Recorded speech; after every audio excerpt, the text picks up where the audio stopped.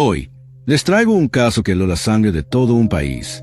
Un crimen tan cruel, tan absurdo, que cuesta trabajo creer que alguien haya sido capaz de llevarlo a cabo. Antes de comenzar, si quieres apoyar este canal, suscríbete y mantente activo. Tu apoyo significa mucho para mí. Ahora sí, entremos de lleno en esta pesadilla. El deseo de obtener lo que uno anhela, sin importar el precio, puede llevar a las personas a cometer actos aterradores, traiciones que desafían la lógica y la humanidad. Pero a veces, ni siquiera podemos imaginar hasta dónde es capaz de llegar alguien con tal de alcanzar su sueño más profundo, cuando la vida de otro ser humano se vuelve simplemente un obstáculo en su camino. La historia que estás por escuchar no es un asesinato más. No, se trata de una tragedia que paralizó a todo Brasil. Pero hubo un lugar donde el impacto fue más brutal, más íntimo, más desgarrador: la apacible ciudad de São Batista. Para esta comunidad tranquila, este crimen significó la pérdida definitiva de la inocencia.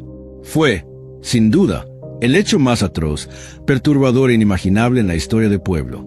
Flávia Godinho Lá de Mafra nació el 19 de abril de 1996 en São Batista, un pequeño rincón del municipio de Canelina, en el sur del estado de Santa Catarina. La menor de una familia numerosa y muy unida.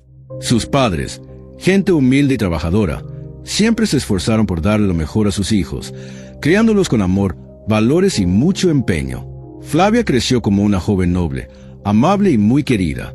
Desde temprana edad mostró interés por el estudio. Tenía una gran pasión por la música y siempre estaba rodeada de amigos. A pesar de su juventud, tenía claro su sueño: ser maestra. Nunca tuvo la intención de abandonar su pueblo natal. Con esa convicción, ingresó a la escuela normal local y tras graduarse, comenzó a ejercer como educadora en una escuela primaria, curiosamente, en la misma institución donde ella misma había estudiado años atrás. A los 20 años, Flávia conoció a un joven llamado Valdelli Mafra.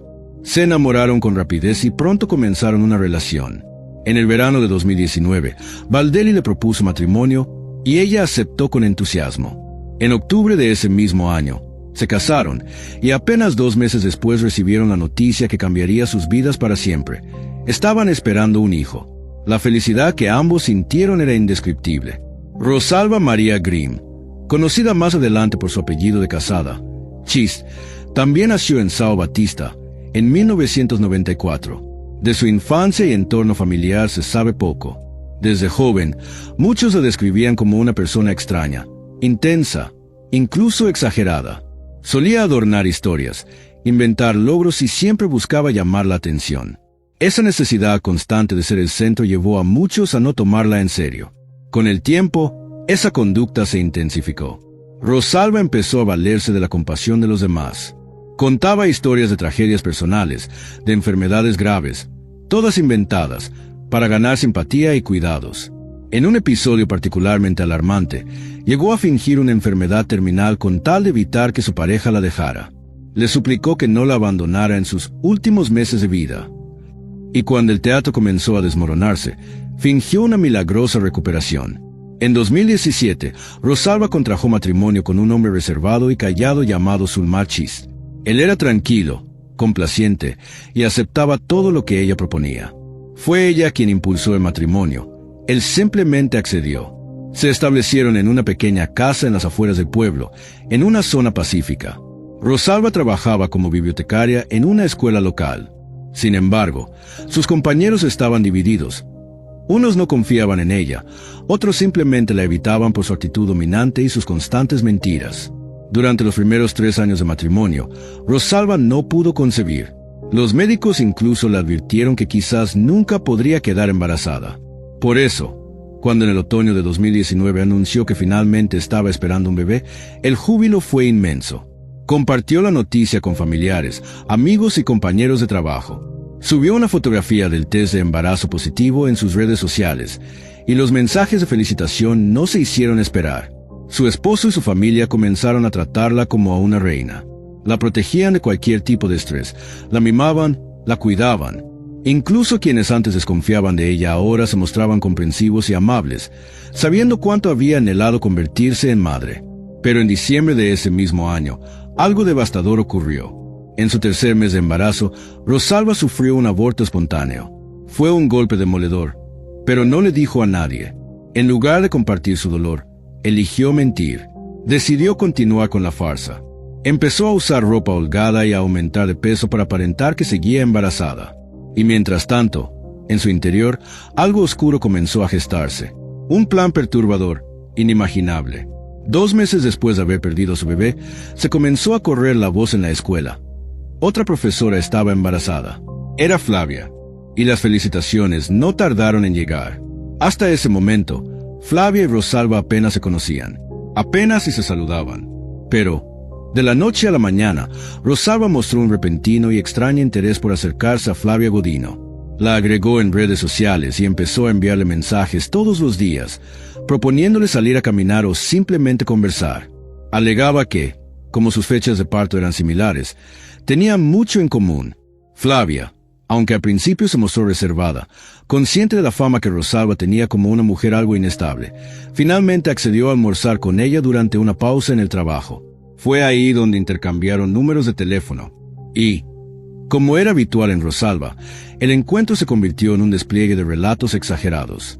Narró historias dramáticas, plagadas de detalles fabricados, todo con el objetivo de generar compasión.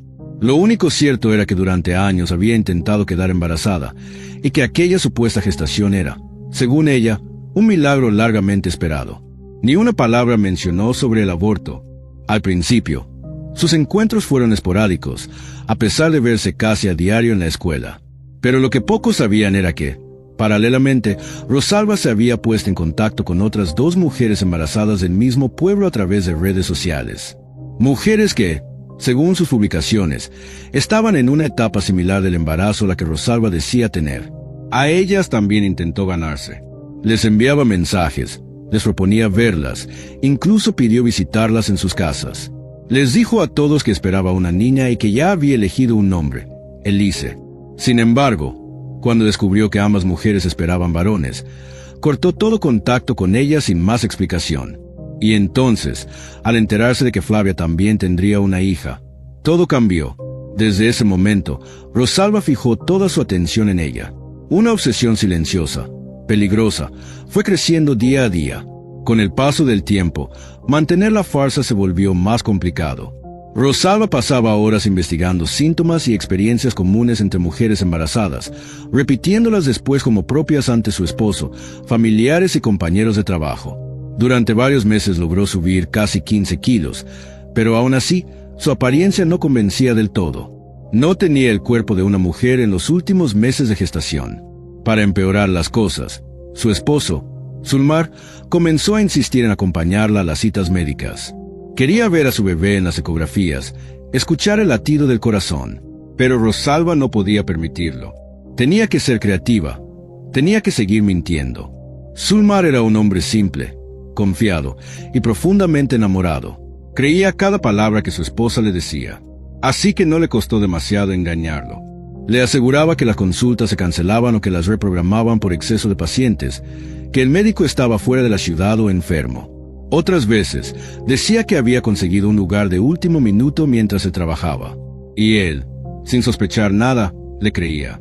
Para hacer todo aún más creíble, Rosalba empezó a escribir notas falsas en su celular, simulando ser mensajes del doctor. Recomendaciones, confirmaciones de citas, cancelaciones, todo inventado. Cometía errores evidentes, fallas ortográficas, términos médicos mal empleados. Pero Zulmar no lo notaba. El lenguaje clínico no era su fuerte y no tenía razón para desconfiar. Incluso llegó a enviarle mensajes de texto haciéndose pasar por el médico. En uno de ellos, el doctor recomendaba suspender temporalmente las relaciones íntimas para evitar complicaciones en el embarazo. Y él, obediente, aceptó sin cuestionar. Rosalba se sumergió en una fiebre consumista por artículos de bebé, mamelucos, pañales, biberones, chupones, cobijas, juguetes.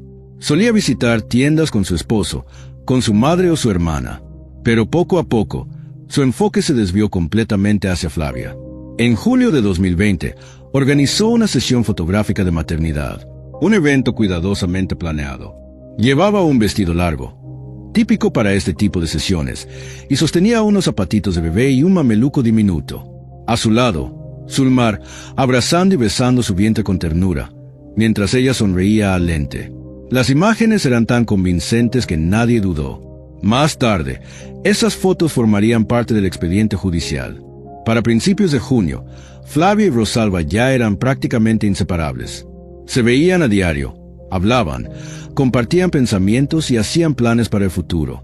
Pero siempre era Rosalba quien daba el primer paso. Flavia, por su carácter empático y amable, rara vez sabía decir que no. Si alguna vez intentaba posponer una reunión, Rosalba recurría a su viejo truco. Se victimizaba, decía que pasaba por un mal momento, que necesitaba a alguien con quien hablar. Y siempre funcionaba. Lo cierto es que Rosalba no solo buscaba compañía, estaba vigilando. Observaba a Flavia con atención. Le hacía preguntas sobre sus síntomas, las consultas médicas, los estudios prenatales. Después, usaba esa información como si fuera suya, repitiéndola ante su familia y su esposo. Comenzó a imitar a Flavia en todo.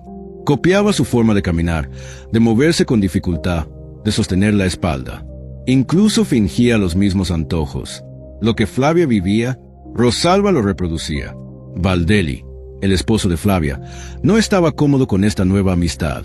Veía con desconfianza a Rosalba. Le molestaba cuánto tiempo pasaban juntas, y eso empezó a causar conflictos en el matrimonio. Discutieron por ello más de una vez. Pero lo que nadie sabía era que la pesadilla apenas comenzaba. Pero Flavia, con esa naturaleza dulce y compasiva que siempre la había caracterizado, no pudo rechazar a Rosalba. No sabía cómo ponerle límites. No quería herirla. Para mediados de julio, Rosalba ya debía haber dado a luz, según lo que ella misma había contado. Pero, fiel a su estilo, inventó una nueva mentira. Aseguró que los médicos se habían equivocado al calcular la fecha de parto. Lo que nadie sabía era que, en secreto, Rosalba estaba preparando algo monstruoso. Algo que parecía sacado de una película de terror, pero que muy pronto se convertiría en una tragedia real. En agosto, Rosalba comenzó a organizar una fiesta sorpresa en honor a Flavia, por la llegada inminente de su hija. Escogía decoraciones, hacía listas de invitados, planeaba una zona especial para tomar fotos. Flavia, con su humildad habitual, intentó rechazar la idea. No quería causar molestias ni ser el centro de atención. Pero Rosalba se ofendió. Fingió estar herida, lloró, dijo que lo hacía con todo su corazón, que solo quería regalarle algo especial. Al final, Flavia aceptó. Jamás imaginó que estaba diciendo que sí a su sentencia de muerte. La fecha quedó establecida, 28 de agosto de 2020. Rosalba se encargaría de todo y prometió enviar la ubicación y detalles finales a los invitados. Pero un día antes, llamó a cada uno por separado para decirles que, por problemas de última hora, la celebración tendría que posponerse. Prometió reprogramarla pronto. Nadie sospechó nada. Su historia sonó razonable. Nadie le escribió a Flavia. Nadie la alertó. Ella no sabía que el evento jamás existió. El 28 de agosto, a la hora acordada, Rosalba pasó a recoger a su víctima. Le dijo que ya era momento de ir al baby shower. Como se trataba de una reunión solo para mujeres, Baldelli, el esposo de Flavia, se quedó en casa. Caminó con su esposa embarazada hasta el auto, le dio un beso y la despidió, sin saber que sería la última vez que la vería con vida. Durante el trayecto, Flavia no tenía idea a dónde iban. Rosalba le dijo que era una sorpresa. Minutos después, le pidió que se pusiera una venda en los ojos para no arruinarla. Flavia dudó, pero finalmente accedió. No tenía motivos para temer. Rosalba mantuvo la conversación ligera, amable, intentando que Flavia se sintiera cómoda, relajada, sin sospechar lo que estaba por ocurrir. La llevó a las afueras del pueblo, hasta una antigua fábrica de cerámica, hoy abandonada. Un lugar oscuro, sucio, olvidado. Ayudó a Flavia a salir del auto y la condujo, aún vendada, hacia el interior de una de las naves industriales. El silencio era inquietante, el olor extraño. Flavia, confundida, llevó las manos a la cara para quitarse la venda, pero no tuvo tiempo. De pronto, un ladrillo pesado le cayó sobre la cabeza. Rosalba la golpeó con brutalidad. Una vez, otra vez, sin detenerse. Flavia cayó al suelo, sin fuerzas. Entonces, en un último acto de odio, le dio un golpe más, directamente en el rostro. Rosalba jamás pudo explicar por qué actuó con tanta violencia. Tal vez porque su mente ya había cruzado la línea. Tal vez porque, en el fondo, quería destruirla por completo. Lo cierto es que ni siquiera verificó si Flavia seguía con vida. Pasó directo a la siguiente etapa de su plan, un plan inhumano, impensable. Había llevado una navaja tipo cúter, trapos viejos y una cobija. Sin conocimientos médicos, sin entender siquiera cómo es realmente una cesárea, comenzó a cortar. Su mano no temblaba. Su crueldad fue absoluta. Con la hoja de corte, empezó a abrir el abdomen de su amiga. Una herramienta como esa no corta con precisión. No disecciona, desgarra. El procedimiento fue torpe, violento, desordenado. Rosalba subestimó por completo la complejidad de lo que intentaba. Creía que sería rápido, que sería limpio, pero fue un caos, un baño de sangre. Le tomó mucho más tiempo del que había previsto, y mientras más se tardaba, más frustrada se ponía. Empezó a actuar con desesperación, con más fuerza, sin cuidado alguno. En su brutal intento por extraer al bebé, lo hirió varias veces. Le hizo cortes. La pequeña, recién nacida, sobrevivió por lo que solo puede describirse como un milagro. Todo ocurrió en condiciones insalubres. Rosalba ni siquiera limpió las herramientas. No usó guantes. No tenía idea de lo que estaba haciendo. Finalmente, cuando logró sacar a la niña, la envolvió en la cobija y la colocó en el asiento trasero de su coche. Luego, como si nada, se limpió las manos, se cambió de ropa, había traído una muda desde su casa y metió la vestimenta ensangrentada en la cajuela. Se tomó unos segundos para ensayar su historia. Iba a fingir que acababa de dar a luz. Y entonces, condujo hacia el hospital, pero en su prisa, olvidó cerrar bien la cajuela. Al detenerse en un semáforo, la tapa se abrió levemente, revelando a los ocupantes del auto que venía detrás algo inquietante, ropa manchada de sangre. De inmediato, llamaron a la policía. Describieron el vehículo y la dirección en la que iba. Minutos después, cuando Rosalba llegó a la entrada del hospital con el bebé ensangrentado en brazos, ya había oficiales esperándola. La interceptaron antes de que pudiera cruzar la puerta. Ella dijo, sin titubear, que esa niña era su hija y que necesitaba atención urgente. La escoltaron hasta la sala de emergencias, y los agentes no la perdieron de vista ni un segundo. Con la voz entrecortada y lágrimas en los ojos, Rosalba le contó al personal médico que había entrado en labor de parto de forma repentina y que no le había dado tiempo de llegar al hospital. Aseguró que, en la prisa por salir de casa, la bebé se le había caído al suelo de grava mientras intentaba subirla al coche, y que, en medio del pánico, la envolvió con lo primero que encontró antes de manejar hasta el hospital. Pero cuando uno de los médicos le dijo que necesitaban revisarla, Rosalba se negó rotundamente. Dijo que estaba bien, que no hacía falta. Su actitud encendió todas las alarmas. Cuando examinaron a la recién nacida, el equipo médico se dio cuenta de que algo andaba muy mal. Las heridas que presentaba la bebé no concordaban con una caída. Eran cortes extraños, punzantes, desordenados, como hechos con un objeto filoso, pero sin ningún cuidado. Nada de eso coincidía con el relato de Rosalba. Por fortuna, ninguno de los cortes había comprometido órganos vitales, y el equipo actuó con rapidez para tratar las heridas y evitar una infección. Inmediatamente, los médicos informaron a la policía de sus sospechas. Exigieron, junto con las autoridades, que la mujer que decía ser la madre se sometiera a un examen físico. Dejaron en claro que, si se negaba, actuarían por la vía legal. Sin escapatoria, Rosalba aceptó, y tal como se temía, el resultado fue concluyente. No había señales de parto. Ninguna. No había sangrado, ni trauma físico, ni indicios internos o externos. Todo en su cuerpo era completamente normal. Aquella historia del parto, del embarazo, era una mentira de principio a fin. Aún así, los doctores no le enfrentaron de inmediato. Le pidieron con calma que llamara a su esposo para que llevara sus documentos personales, ya que solo tenía consigo su licencia de conducir. Querían ganar tiempo, averiguar con precisión de dónde había salido esa bebé, y por qué estaba herida. Por el estado de la niña, era evidente que había nacido en condiciones insalubres. Pero nadie imaginaba todavía el horror que se escondía detrás de todo aquello. Rosalba llamó a Zulmar. Le dijo que estaba en el hospital, que había dado a luz, aunque hubo complicaciones. Le pidió que llevara ciertos papeles y le indicó dónde encontrarlos. Y ahí fue donde cometió un grave error. Mientras buscaba los documentos, Zulmar tomó sin saberlo una carpeta médica, que no era de su esposa. Era el expediente clínico de Flavia. Rosalba lo había robado semanas atrás, en una de las consultas donde fingió acompañarla solo como amiga. Había sustraído el archivo para leer los resultados de los estudios y después lo había guardado entre sus propios papeles, justo donde Zulmar lo encontró. En cuanto el personal del hospital vio el nombre Godino en la ficha, comprendieron la verdad. Esa bebé no era hija de Rosalba, pertenecía a otra mujer. Una mujer que debía dar a luz a principios de septiembre. Pero entonces surgió la pregunta más aterradora de todas. ¿Dónde estaba la verdadera madre? La policía sospechó de inmediato de Zulmar. Fue detenido y cuestionado sobre cómo había llegado a tener el expediente de otra mujer. Le preguntaron de dónde había salido esa bebé. Él, confundido y visiblemente afectado, dijo no entender nada. Cuando le dijeron que Rosalba jamás estuvo embarazada, se quedó paralizado. Negó con fuerza. Dijo que sí, que la cuidó todo el embarazo, que había sentido la bebé moverse.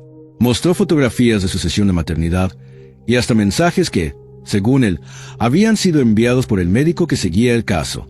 Pero los textos, plagados de errores ortográficos y términos médicos mal usados, solo sirvieron como más evidencia en su contra.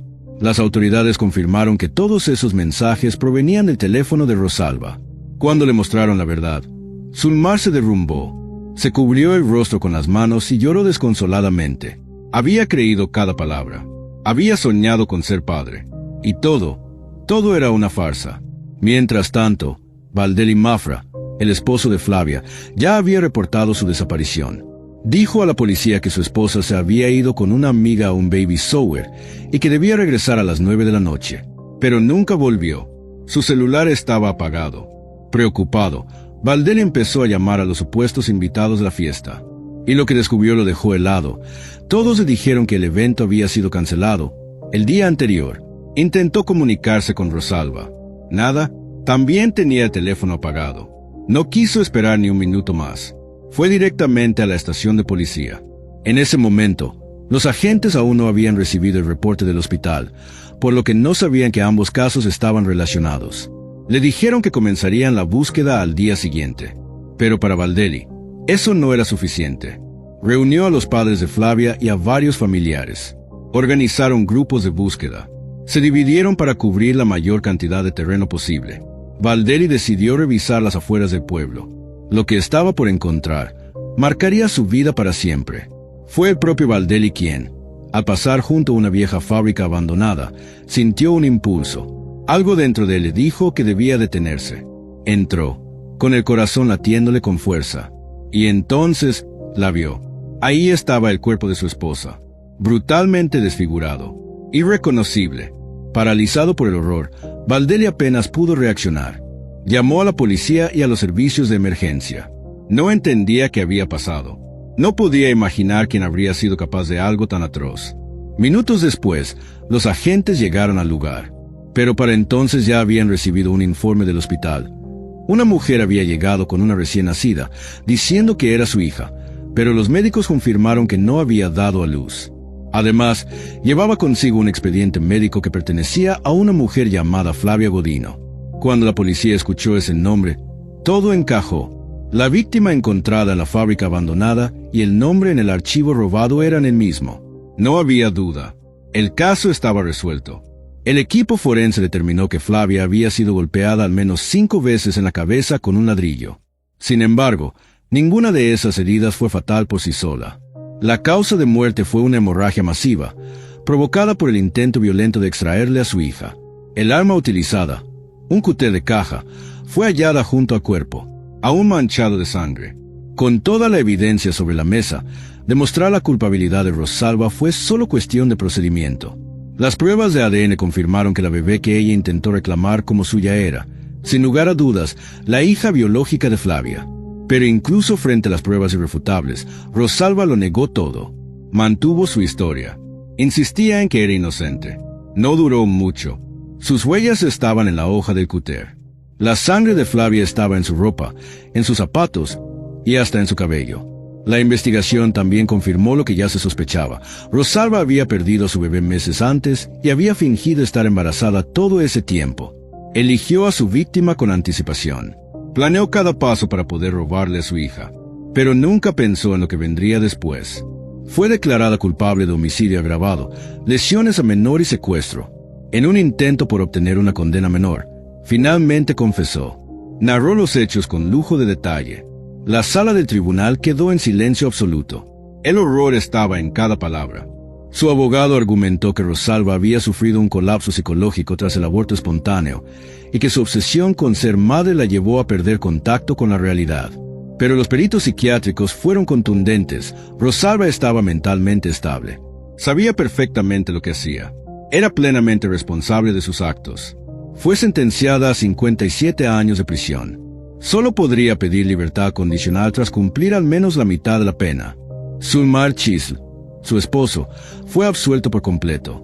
Quedó demostrado que no tuvo participación alguna en el crimen, que nunca supo lo que su esposa planeaba. Tras el arresto, pidió el divorcio y abandonó São Batista para siempre. La familia de Flavia, una vez terminado el proceso judicial, también decidió dejar el pueblo. El dolor, los recuerdos, las miradas, todo les resultaba insoportable. El caso se convirtió en el más comentado de la región, una herida que no dejaba de sangrar. No querían que Cecilia, así llamaron a la hija de Flavia, creciera en un lugar marcado por la tragedia de su madre. Querían que tuviera una nueva vida, un nuevo comienzo, lejos del horror. Gracias por haber acompañado esta historia. Si valoras este trabajo, tu apoyo es fundamental.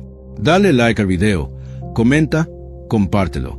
Tu participación hace una gran diferencia. Nos vemos en el próximo caso.